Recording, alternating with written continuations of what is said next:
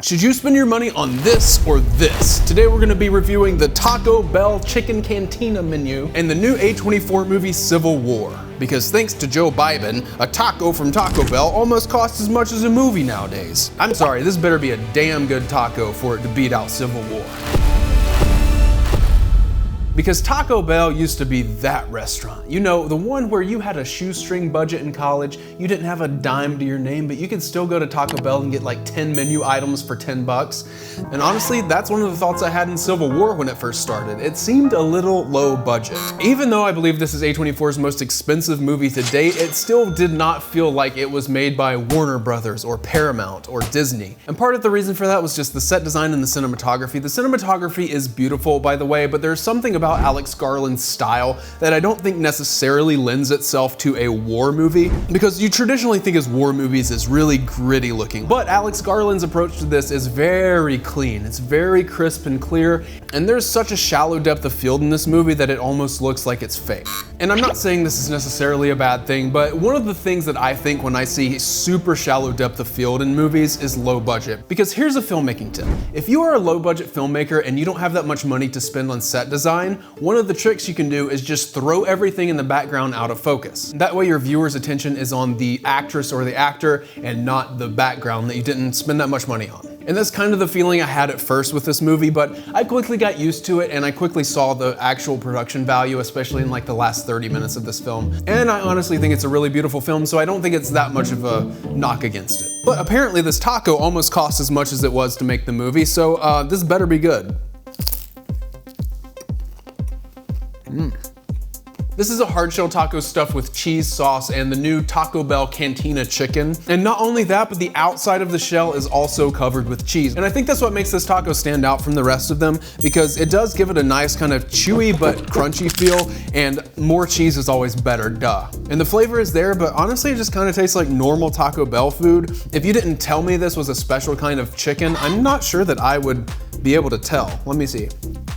I mean, the chicken might be a little bit more plump and juicy than normal Taco Bell chicken, and so I'm sure it's better, but the flavor is really similar to the flavor profile of a normal chicken quesadilla. However, the flavor profile of Civil War is not like any flavor profile of any other war movie I have ever seen. And that's because this movie is not actually focused on the war as much as it is on the journalists who are taking pictures of this war. There's not really that much backstory involved in like why California and Texas teamed up and are fighting the national government, or why Florida is trying to succeed from the Union. And for that reason, I can see a lot of people being disappointed with this movie, because they might go into it expecting something like a Saving Private Ryan, and they won't get that. But for me, I love character films more than anything, and this is a character film at heart about these 3 or 4 journalists that are traveling across the country to go interview the president. And in the main 2 characters, Kirsten Dunst's character and Kaylee Spaney's character, there is a ton of character growth, and I love to see that in a movie. Their characters almost completely swap personalities by the end of the film, and I find that fascinating. Another thing I find fascinating is this new avocado salsa from Taco Bell.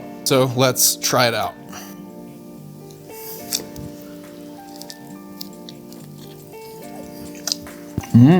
Okay, that actually elevated it quite a bit in my mind. It's not spicy, but it has this nice kind of almost fruity tang to it, and I think it does, again, elevate it. And you know what elevates Civil War, in my opinion, is the tension of the scenes. This movie has so much tension, because obviously people are at war, and in war, guns are there, and guns, and pew pew, ow ow, and people aren't alive anymore by the end of it.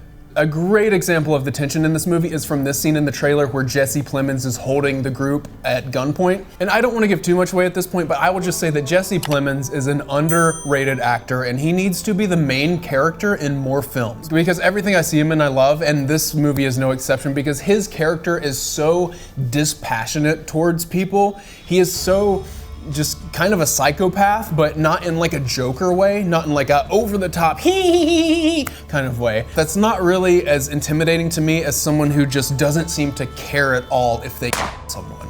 That's what Jesse Plemons' character is like in this movie, and I think it is brilliant, and it is one of the most intimidating, tense scenes that I have seen in a long time in a movie. And the tension of this movie doesn't stop there. And you know what else doesn't stop there? The menu items, chicken cantina menu items from Taco Bell. That's right, we got another one. We got the quesadilla. Ooh, yummy.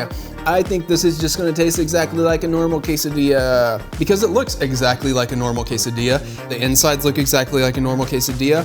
The only difference is this quesadilla has cheese seared onto the outside, and I do have to say I like that.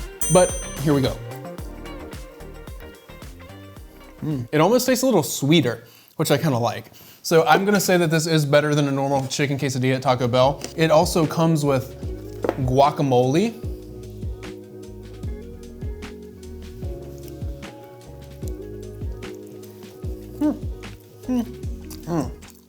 I don't like that. I mean, it's fine, I guess, but it has kind of almost a sour taste to it. I don't know if I got a bad batch or not, but I wouldn't get the guacamole, I'd skip that. However, good news is it also came with this, your choice of sauce. Right. I mean, it tastes better. More sauce is always great. That's what she said. So I would say in just flavor alone, I would go with the Cantina Chicken Quesadilla over the regular chicken quesadilla, but I'm gonna look up prices at my local Taco Bell and post them right now, and you can decide whether or not it's worth it for you. But yeah, this guacamole kind of tasted spoiled. Speaking of spoiled though, I'm about to go into spoilers for the ending of Civil War and give my take on what I think the whole thing means, so if you don't want those spoilers, click away now. So this movie really centers around two characters who are the main characters, Kirsten Dunst's character and Kaylee Spaney's character. Kaylee Spaney's character is a new journalist who is terrified of war and terrified of photographing graphic images, but Kirsten Dunst's character is a seasoned professional, one of the best. Kaylee Spaney looks up to Kirsten Dunst and wants to be her. And through a series of events, the characters' perspectives actually seem to swap. Is it Kirsten or Kirsten? Kirsten. Let me look it up. Kirsten Dunst.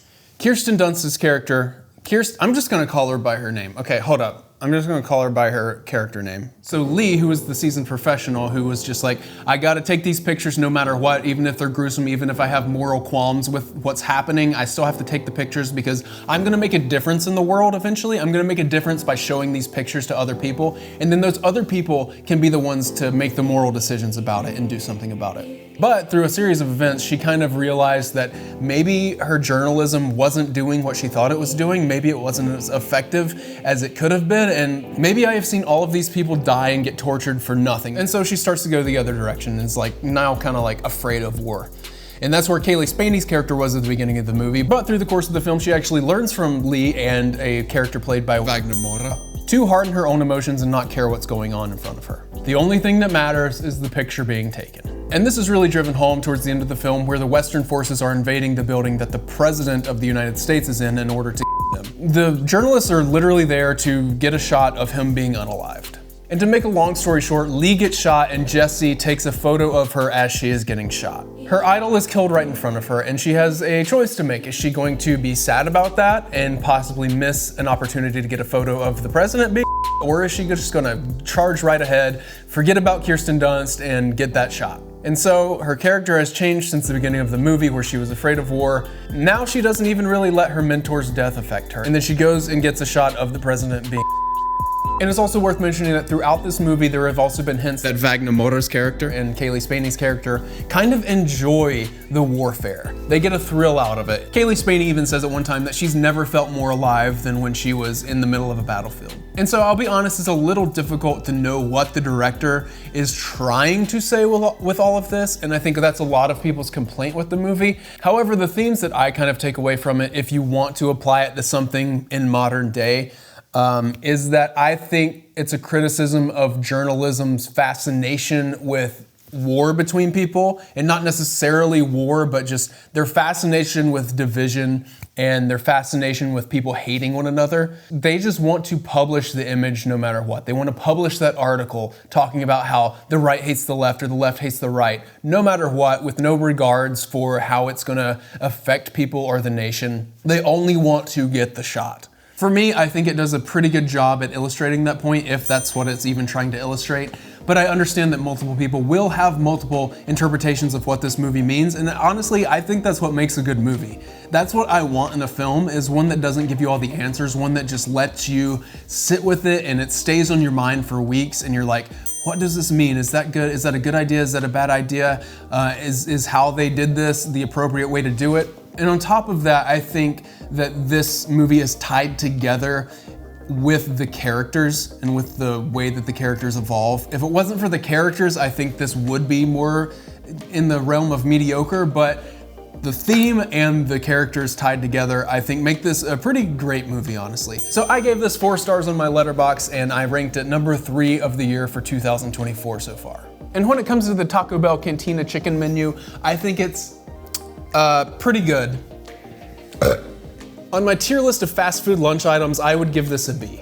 Still, if you're deciding whether or not to spend your money on Taco Bell or go see Civil War, I would go see Civil War because I do think it's a pretty great movie. It's very tense, it's very entertaining, and it has great characters and themes, and you should go see it because it is good.